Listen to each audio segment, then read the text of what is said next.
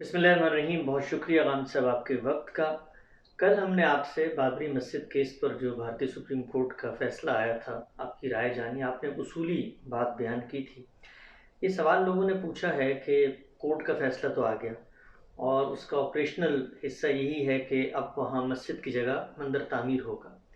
मुसलमान अब क्या करें? क्योंकि बात एक तो यहाँ रुक नहीं रही, बात इससे आगे बढ़ेगी। बाकी मसाजिद के बारे में भी गुफ्तगू होना शुरू हो गई। ख़ुद ताज महल के बारे में आज बात कर दी किसी ने कि यहाँ भी इससे पहले कोई हिंदू मंदिर ही था।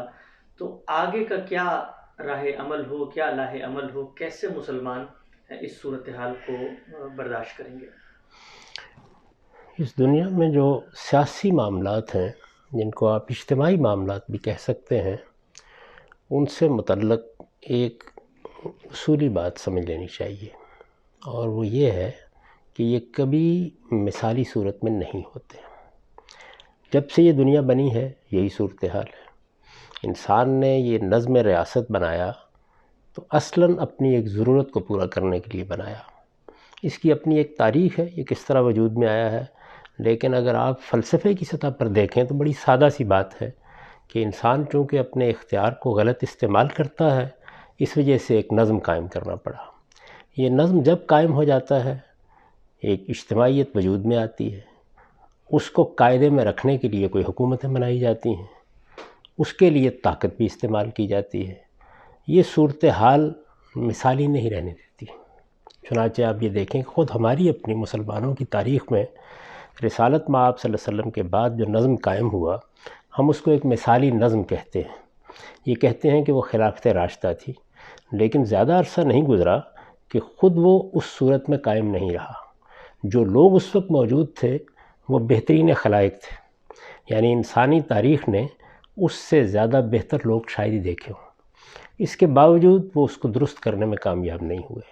इससे ये उसूल निकला कि हमारे जो इनफरादी मामलात हैं उनमें हम मिसाली सूरत हाल का तसव्वुर भी कर सकते हैं, उस मिसाली सूरत हाल को अपने लिए इख्तियार भी कर सकते हैं, लेकिन इज्तिमाई मामलात में हमें बहरहाल अमली तकाज़ों को मलहूज़ रखना पड़ता है। इस वजह से आपके सवाल के जवाब में मैं अर्ज़ करूँगा कि हर जगह इस मामले की दो जिहतें होंगी।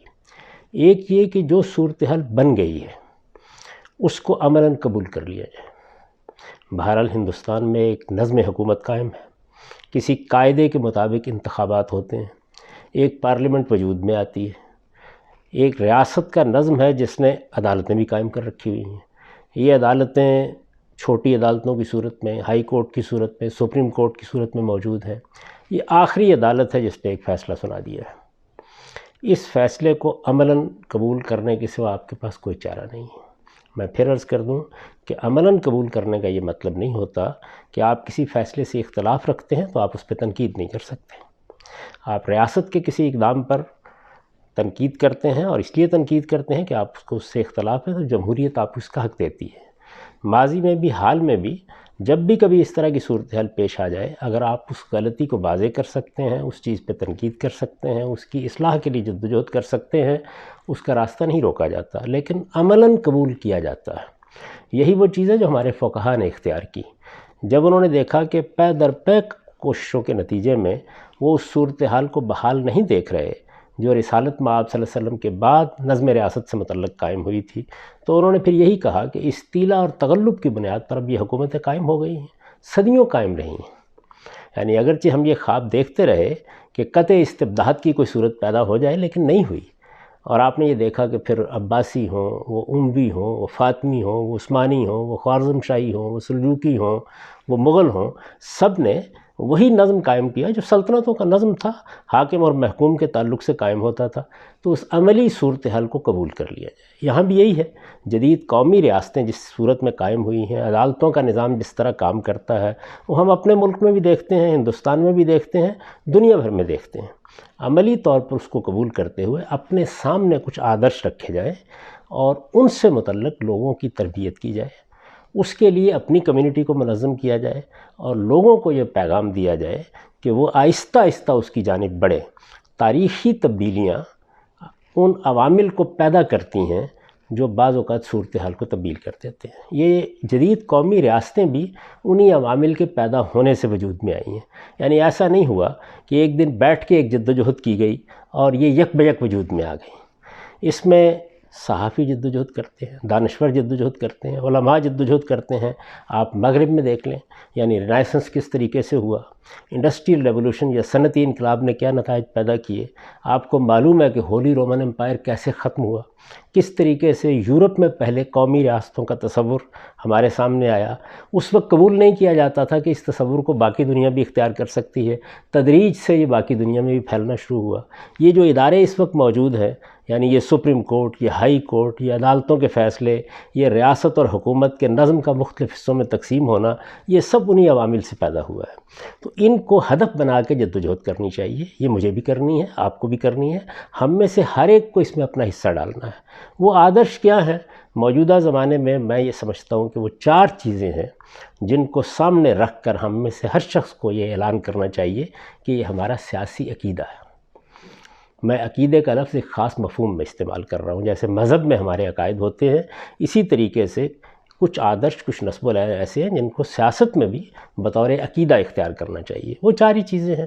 ایک یہ کہ ہر حال میں ہم انسانی حقوق کا احترام کریں گے، یہ احترام سوسائٹی میں پیدا کرنے کی جد و جہد کریں گے، حکومتوں کو اس کے لیے آمادہ کریں گے۔ جو حالات ہمیں میسر ہوں گے ان میں پرامن طریقوں سے ہم یہ جد و جہد کرتے رہیں گے۔ دوسرے یہ کہ قوموں کے حق خود ارادی کو مانا جائے گا۔ خدا کرے کہ دنیا کسی عالمی حکومت کی طرف بڑھے، تب بھی انتظامی وحدتیں موجود ہوں گی، جیسے کہ امریکہ کی 50 ریاستوں میں موجود ہیں۔ تو انسانوں کے یہ معاملہ کہ وہ اپنی قوم کے لیے ایک الگ نظم چاہتے ہیں، قوموں کا حق خود ارادی، اس کو ایک اصول کے طور پر مانا جائے گا، اس کے لیے جد و جہد کی جائے گی۔ جہاں کہیں کوئی قوم اس کا تقاضا کرے گی اس کی تائید کی جائے گی، اور اس کے لیے بھی لوگوں کے دل و دماغ کو ہموار کیا جاتا رہے گا، انہیں آمادہ کیا جاتا رہے گا۔ یہی صورتحال جمہوریت سے متعلق ہوگی۔ بڑی مشکل سے دنیا نے یہ چیز سیکھی ہے کہ لوگوں کی رائے سے حکومت قائم ہو۔ آپ یہ جانتے ہیں کہ ہمارے ہاں جب یہ سلطنتیں قائم ہوئی ہیں تب بھی بخاری میں وہ روایت ثبت رہی، لوگ اس کو پڑھتے رہے، جس میں یہ بیان کیا گیا ہے کہ سیدنا عمر نے ایک خطبے میں یہ کہا تھا کہ خلافت مسلمانوں کی رائے کے بغیر قائم نہیں ہو سکتی۔ تو اسی اصول کو دنیا کو سمجھانے کا عمل جاری رکھا جائے، اپنی قوم میں بھی، اپنی قوم سے باہر بھی۔ جب کبھی کوئی ایسا مسئلہ پیدا ہو جہاں آپ اپنا وزن ڈال سکیں تو اسی کے حق میں ڈالا جائے۔ اور آخری چیز قانون کی حکمرانی، یعنی جو ضابطے بنے، جو قوانین بنے، ان کے مطابق حکومت کا نظم چلایا جائے۔ یہ وہ بنیادی چیزیں ہیں جن کو سامنے رکھ کر جد و جہد کرنی چاہیے، ہندوستان کے مسلمانوں کو بھی، پاکستان کے مسلمانوں کو بھی، بلکہ ان سب قوموں کو جو دنیا میں، یہ تو انسانیت کے لیے مشترک اصول ہیں، ان کو سامنے رکھ کر آپ جد و جہد کرتے رہیں۔